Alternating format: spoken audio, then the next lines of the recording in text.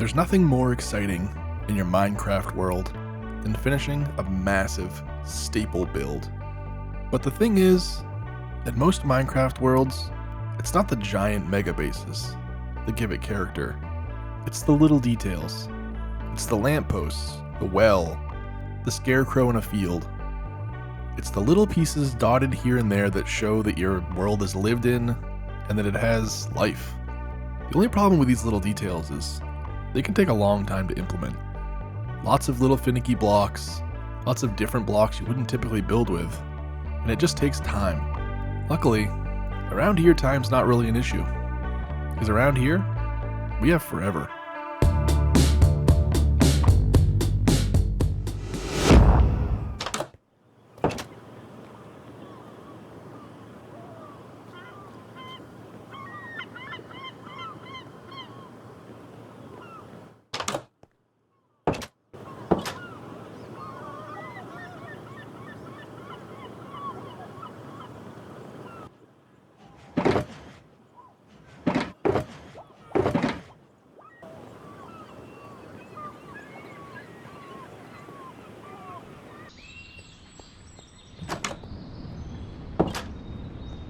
I think it's time we finally get around this area and start putting some details in.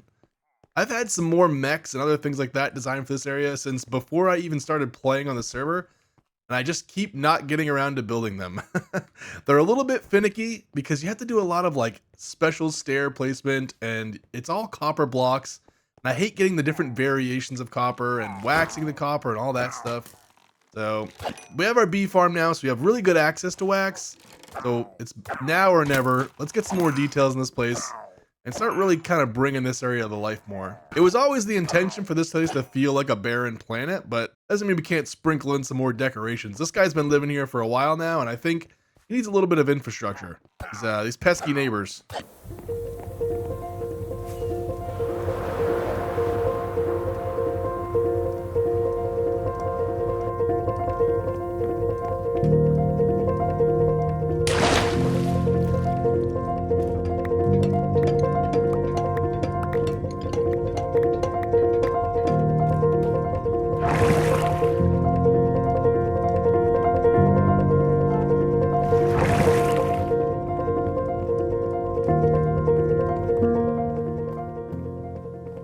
Depending on how I edit this, you may or may not have seen me already gather all these materials, but let's build some robots.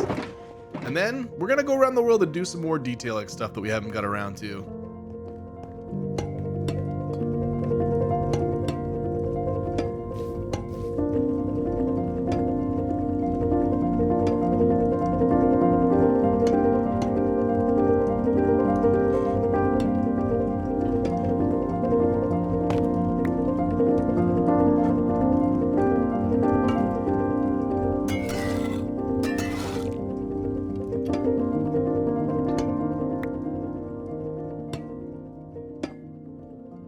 And there it is.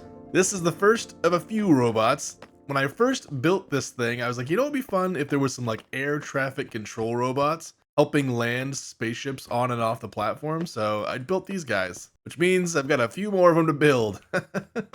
Look, see, he's directing traffic. Pork there. This guy's definitely a little bit more of a goofy style than this maintenance guy's mech. This seems a little bit more military industrial, but I think these guys are fun. They're a little chonky. I'm not really sure why they needed to be 30 feet tall, maybe just so it's easier to see from a giant spaceship entering the atmosphere. But let's build a few more of them and help fill out this area a little bit more.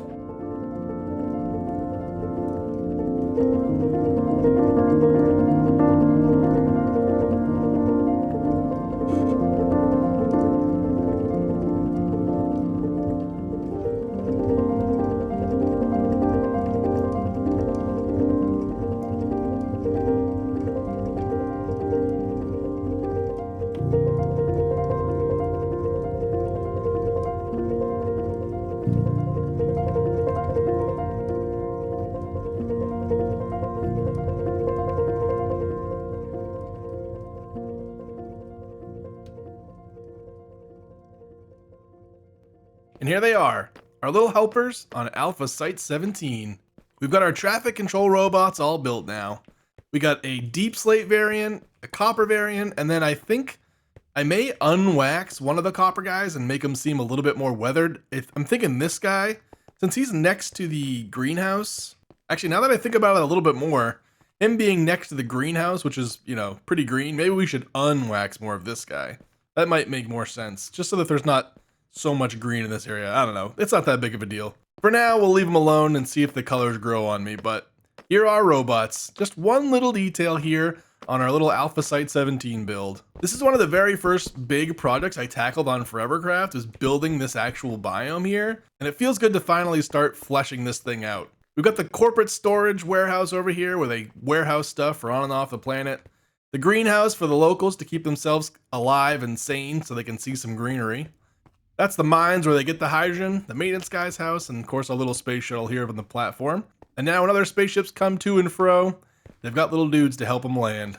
This was just the first of the little details I wanted to add to the world in this episode. And the other one is not necessarily as little. Let's go take a look.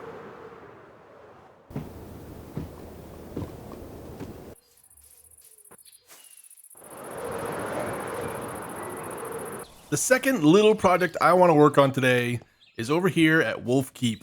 I talked about it a lot when I was making that build, and I was picturing it the whole time, and I still think it's going to be a great little set piece here to help balance this build out.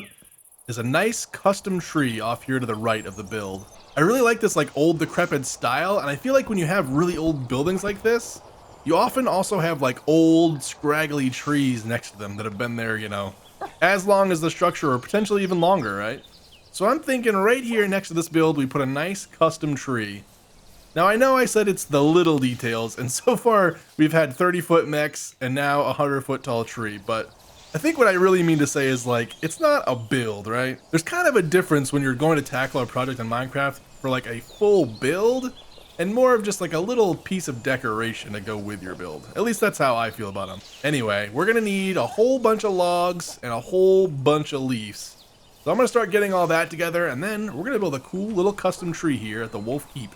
Also, I don't know if you've noticed, but I did swap up my shaders, and I'm trying out Voxy a little bit.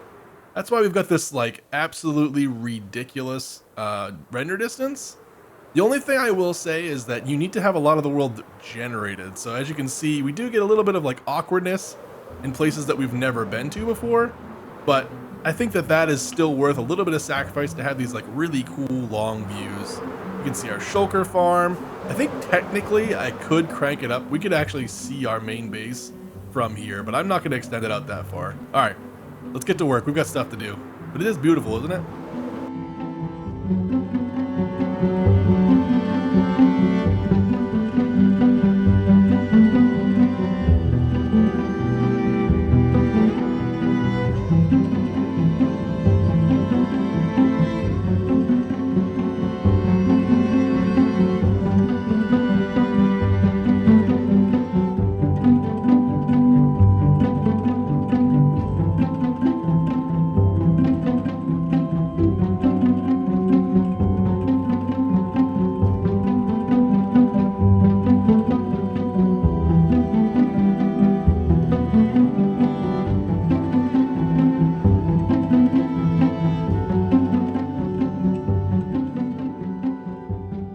And here it is, our custom tree to go alongside our Wolf Keep.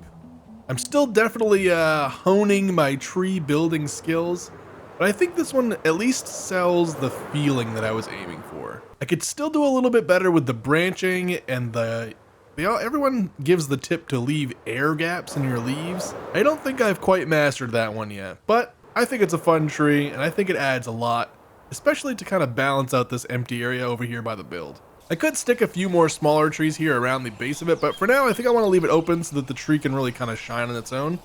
I really wanted it to hang out over the edge a little bit, so I put some bend to it. It is tricky because it's not an especially massive tree, so the trunk wasn't thick, and the thinner the trunk, the harder it is to kind of make them bend, or at least that was my experience trying to build this one.